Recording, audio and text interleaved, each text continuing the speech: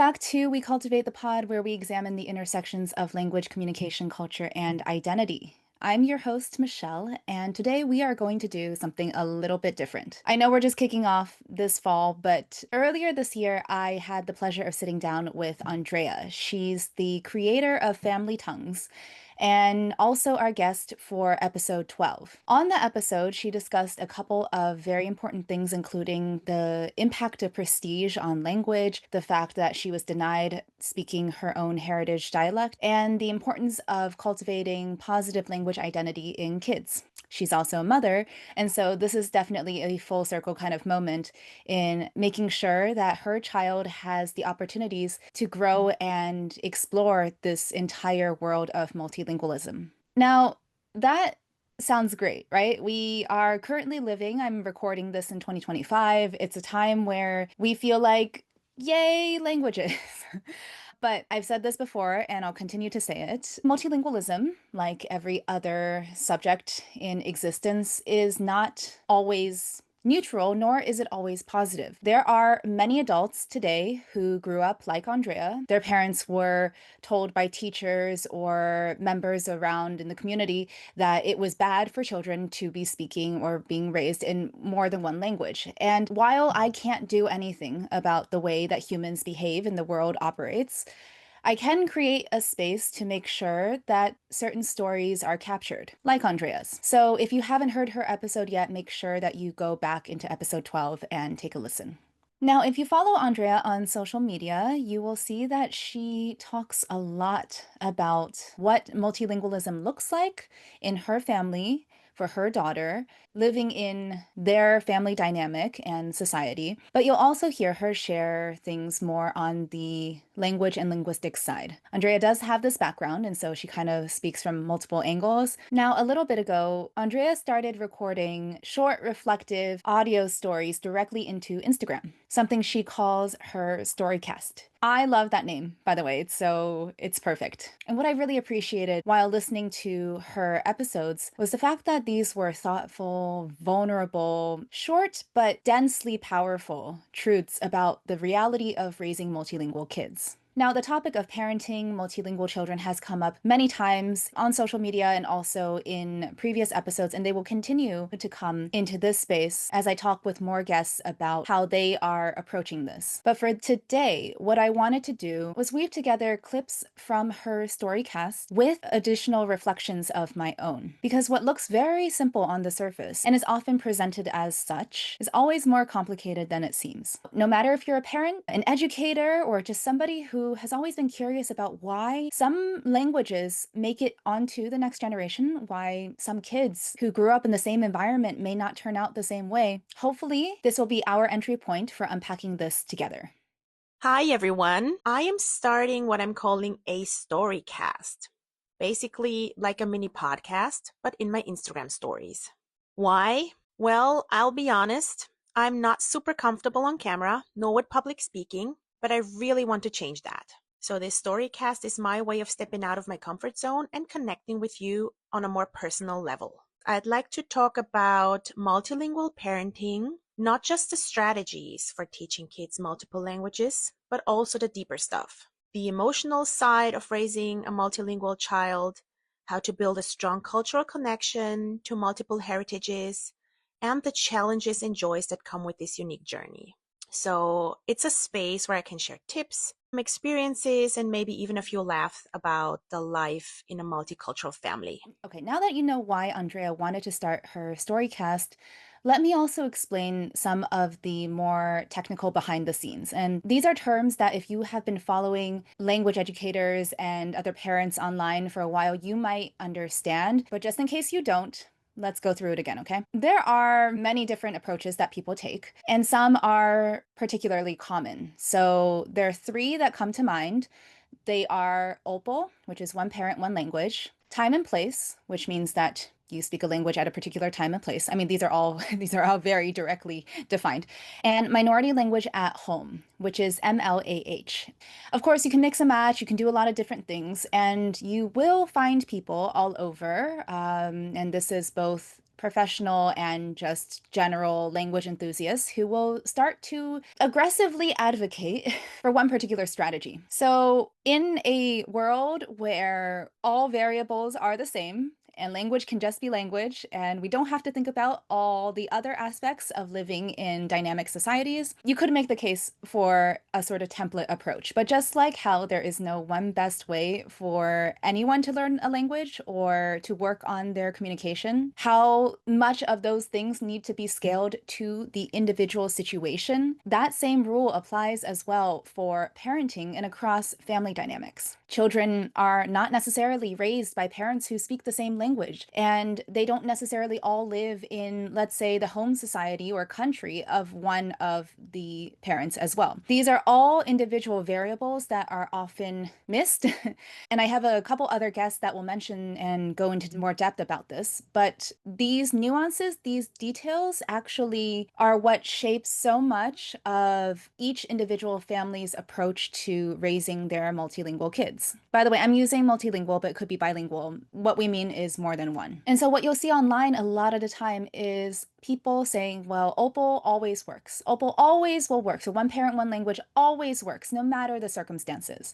That is not only untrue, but it completely negates the reality of so many families scattered across this world, millions of people in their own individual circumstances. It could work. And for that, you have to understand why OPOL might work in the first place, what it sort of means in terms of larger society, school environment, social environment, and exposure. Also, the kid's linguistic identity and whether that aligns culturally. So oftentimes you'll hear of parents who just take this kind of out of the box advice from those who are not at all in their same situation. And they will follow what these parents say, and it could be experts also sharing what worked for them. And they will follow it as if it is supposed to work for their kids without ever thinking about the additional variables at play. I actually once had a thread, I'm off threads now, but I had a thread go viral where I talked about the fact that my husband and I do not speak the same native language, but I also speak a different language with my family than he does with his. On occasion, his kids are also with us in the home environment. I'm often asked what language we use at home. And I've never been asked this question so much in my life, but I think it comes from the sort of almost panic sometimes that happens when people realize that there's so many factors to consider. And well, those factors are just a part of life. And so this thread goes viral. I have all these couples weighing in all of the diversity of different situations. It was such a beautiful thing to see, to be honest, because I love when I hear about different people's stories. You all are getting to know a little bit of the flavor, the approach that I want for this podcast. And we have a holiday episode coming up that will go more into depth about how multicultural, multilingual families manage large gatherings, such as the holidays. But honestly, it was like this outpour or this like flood of just all of these stories from everywhere, languages, backgrounds, degrees, even. Like my husband studied this, and that's why he speaks, Latin and Greek. But technically, it's a part of our life, and this is what happened with my kid, and then this is what happened with the kids that we had to watch for one summer. And it's wonderful to hear all these things because that's how we get to learn. We get to exchange information about what's worked for us, and then we get to kind of decide for ourselves how best to go with it. And then I had a woman pop in who was probably the only person who was a little bit, let's call her the party pooper. All right, I'm trying to keep it PG. She goes, well, I have always instructed my family and my kids to speak one language at home, and I don't understand why one wouldn't do this. That is always, we do not mix languages, and we do not allow for this, and blah blah blah. Okay, so I couldn't hear what she was saying, but it was a little bit, I mean, it doesn't take much to like, you know to get there. And I thought that was interesting because the way that she was writing this was as if it was law and as if it was fact and nothing. When it comes to the wide array of variables, again, we have to remember how many different factors play into each individual person's life. I just find it astounding that there can be people who come online and say that this is the way it's supposed to be. And I would love to talk to her kids to hear what they thought about this type of parenting, because I can tell you for sure that there are children who were raised this way who really didn't like it, okay? Who really did not even acquire the language fully afterwards. And so, what I'm trying to express here is that there is also this larger wave of shock sometimes that comes from parents who are supposedly doing everything right. And they read the blogs, they follow the right accounts. And in the end, their child does not emerge from the program, like as if you could like code in open terminal and like code in what you actually want for the kid without even just a moment's thought about the complexity of the situation and the fact that the kid is actually their own human as well, right? So we're talking about an individual personality and different types of likes, dislikes, kind of that push and pull that comes with early childhood and overall human development. I want to say that I understand that parents are busy and that many times it can feel like you're not doing enough or doing the right thing, could feel like you are just freaking out because, like, what if it's the wrong decision? How do I know if it's the right decision? People are saying every single type of advice. Everyone's giving different types of points all over the place. How do I know if what I'm doing is correct? And I mean, I don't think you do. Personally, I don't think you do. But it's not totally random either. And the more that you educate yourself, this goes for everyone, our conceptual understanding of what should work or not when it comes to language acquisition, when it comes to multilingualism, when it comes to communication skills, all of these things fall in such a nuanced gray area, so dense, with millions of different individual data points that we need to be collecting in order to integrate and synthesize on our own. And so it's a massive reminder that children do not grow up in a vacuum. No single adult human that exists today was left inside a room and just given that one bare empty room to grow in. I mean, even that can't be a totally naturalistic setting because it's like even under like experimental conditions, this is hardcore. Michelle once worked in a social development lab and has hardcore psych research inside of this take. But when you're trying to design an experiment, let's say, let's also remember that ethics is a thing, okay? And so like we have to do all those ethical checks, but also how do you make sure that there are no confounding variables? How do you make sure that what you're seeing in a research study is truly what is there, the effect that can be actually kind of pulled out and studied to a greater extent? These are the questions that scientists have to deal with. But in an everyday way, this is not real life. And that is something, again, that I will hopefully go into greater depth in the following seasons. And so if we look at children and if we look at parents, parents are not in a vacuum either. The array of different people that you contact. Think about how many people you or your kids go through talking to in a single day. Think about how many different environmental scenarios and situations you find yourself in a single day. Now imagine a lifetime. And it's why humans are not computers. Humans are not able to just execute whatever operating system or programming was kind of built in. It's so unrealistic, actually, and I would say even dehumanizing to act as though there's an ethical consideration here about how you see kids, to see them truly as sort of these robots for you to program and then for you to carry out whatever your intention was. And it just does not work that way. It does not work that way.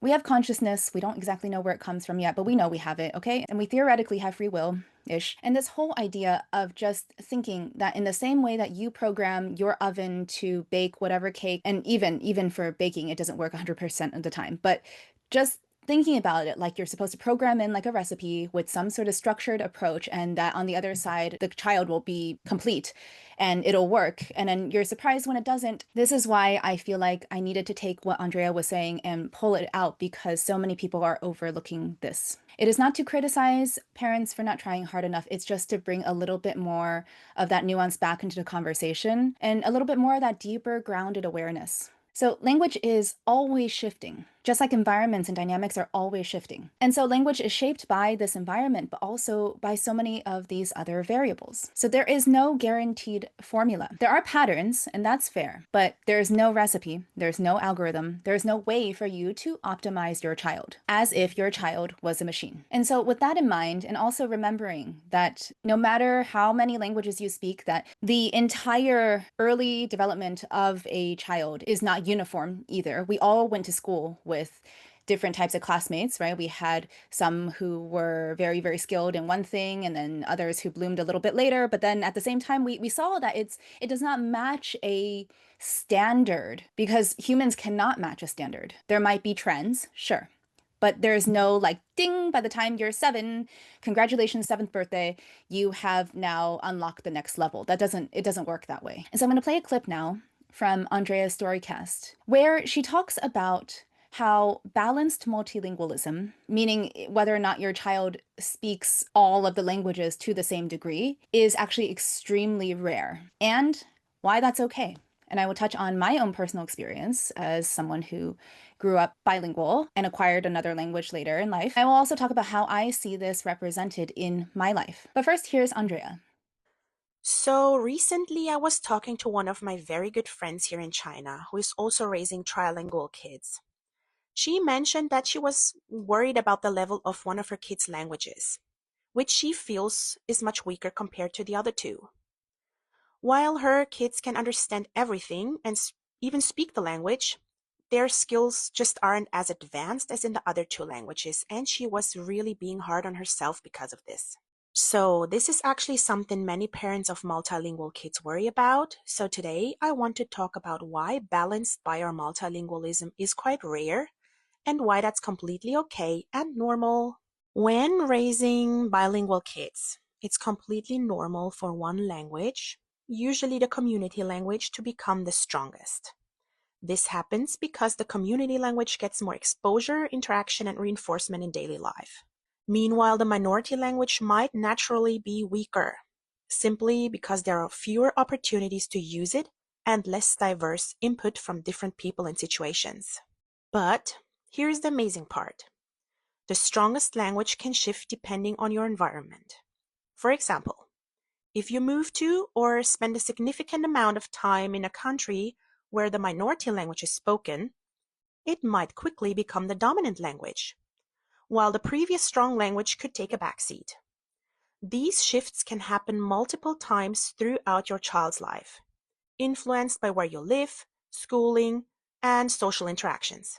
And this is why I always encourage parents to focus on progress in the minority language rather than perfection. Speaking two or more languages equally well is incredibly rare, and it's not the goal. What really matters is creating consistent opportunities for your child to grow in their minority language one step at a time. Here's my tip. Set clear goals for each language, and you might realize that not every language needs to be at an academic level. Probably one language might be used primarily to communicate with extended family, while another might be more practical for traveling or something like that. So set your goals. Next tip, celebrate the small wins. Whether it's a new word, a phrase, or even just a moment when your child switches back to their minority language. Every step forward counts. That takes a lot of pressure off you as a parent. So, when we talk about multilingualism, personally, what I find is that many people will think that balanced multilingualism is somehow the intrinsic standard. And as Andrea just described, not only is it extremely rare, but for sure, if you're looking at a child's development, whether or not that all happens at the same time, I don't know a single person who could say that about anything, let alone language. We don't acquire the same skills and knowledge and abilities all at the same level. Again, we cannot be calibrated like we're a machine. And I suppose this can be a learning journey also for parents, especially those who weren't raised bi or multilingual, or perhaps we're not even conscious of how it happened. Because chasing balanced multilingualism as if it's the goal can often provide a sort of sense of shame if you don't reach it. And I just want to touch on something that I see reflected in Andrea's words, which is that clarity might actually be what's needed. Clarity in the why, clarity in what each language represents for each kid, because this may not be the same either. For instance, I needed to speak in Mandarin in order to communicate with my grandparents. Why? Because they didn't speak English, not enough at least. They were in the middle of learning. It's kind of how I got my start with translating so much. The kind of funny thing is I didn't know that this wasn't normal. And for sure, my family did not intentionally think, wow, you know what would be great is if she could be a balanced bilingual kid. So we're going to make sure she does XYZ. We're going to program her this way. I turned out this way because of the fact that my communication needs were so high. My grandparents were raising me. They were new to the country. I was new to life. I mean, literally, child. And I needed to speak to them. But then at the same time, I wanted to connect with them. And so I sort of built this channel. And it wasn't until they passed that I realized, and I talk about this in my episode with Andrea too, I didn't realize how much I reserved the Chinese language of Mandarin to be my connection language with them, and how after their passing, it just became so hard for me to actually speak because it almost, I couldn't put it in words, but I only realized it later. It's because that was my language of connection. Doesn't mean I didn't speak Chinese with other people. It meant that so long as they were alive and they were maintaining that channel with me, that I was able to feel that part of myself. And so now I have a journey, of course, to go. So I continue to figure out what it means to reconfigure my Mandarin speaking identity because since they're no longer here, that doesn't mean I'm not going to speak the language anymore. It means that I have a lot of internal clarity. Obviously, this is different because I'm not my own child and we're talking about this in the context of parenting, but I really enjoy that Andrea gives a lot of this grace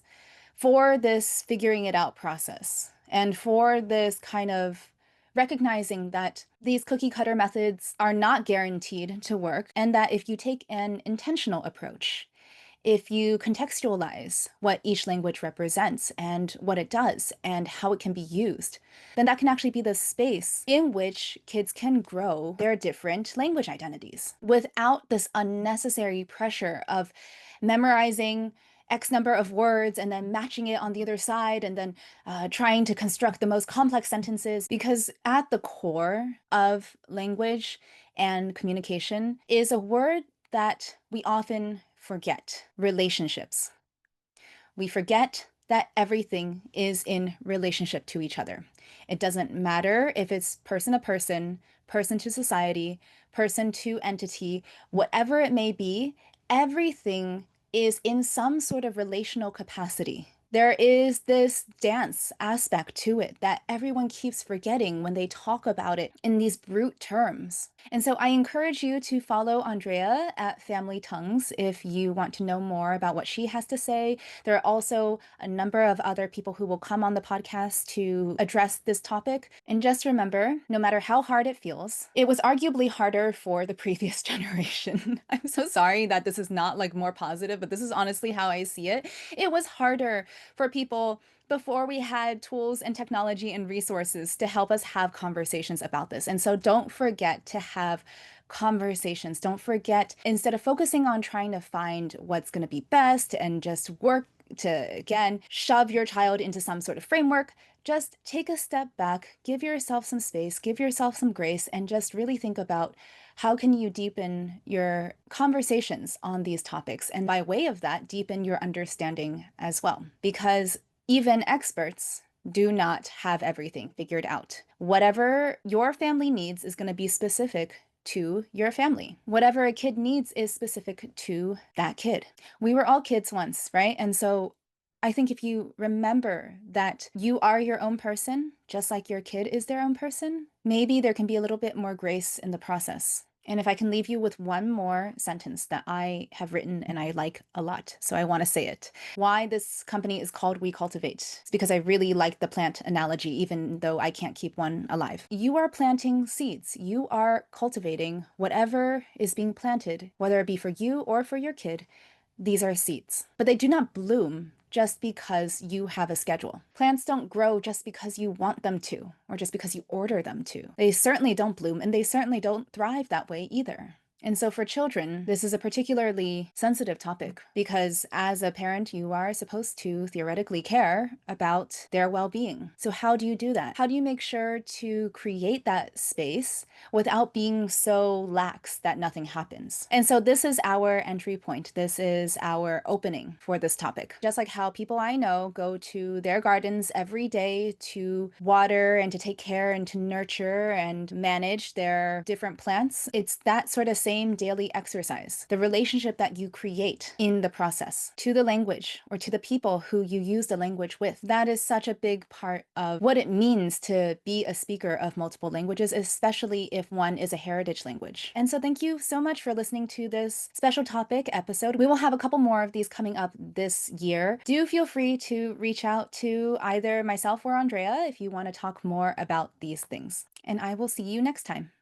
I hope you enjoyed this episode of WeCultivate the Pod. Make sure to subscribe here and wherever you get your podcasts so you can catch new episodes as they become available. I also share After the Mic reflections on Substack, the place where I dive into the themes that stay with me long after recording. Beginning in 2026, you can also find additional bonus content from guests and other WeCultivate extras. Subscribe for free to the Communication Shift on Substack. The link is in the show notes and in this description. Thank you so much for joining us this time, and I will see you in the next episode.